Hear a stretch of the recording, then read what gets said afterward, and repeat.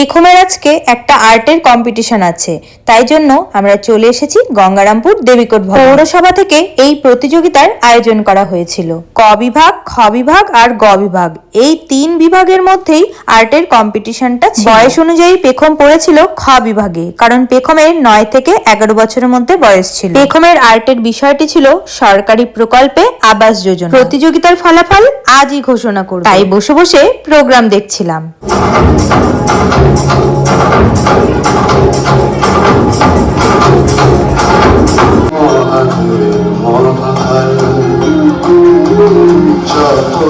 চরণ লোহিত বরণ রুজিবে বেকে প্রলয় মহাদেব মহাকাল।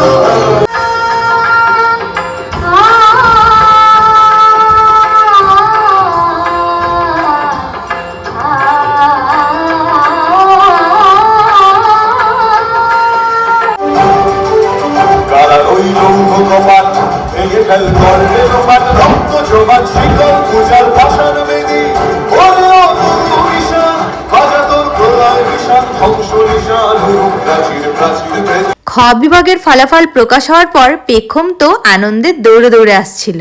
পেখমের মানি বলতে আমার বোন ওই যে স্টেজে দাঁড়িয়ে আছে। এবার কিন্তু সব রকমের প্রতিযোগিতার ফলাফল ঘোষণা শুরু হবে। পেখম তো আগেই গিয়ে স্টেজের পাশে দাঁড়িয়ে আছে। পুরস্কার বিতরণী পর্ব চলছে।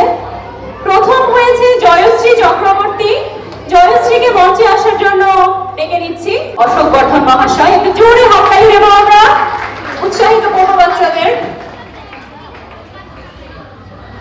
দ্বিতীয় গার্গুন পাল।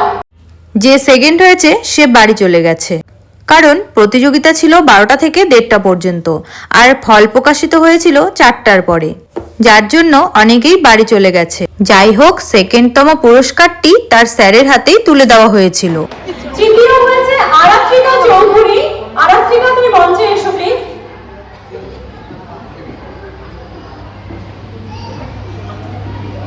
একটু জোরে হাততালি হয়ে যাক আরাত্রিকার জন্য। পেখম থার্ড হয়েছে আর পুরস্কারটিও ওর নেওয়া হয়ে গেছে। এবারে আমরা বাড়ি যাচ্ছি। তো আজকের মতো এই মিনি ব্লগটি এই পর্যন্তই।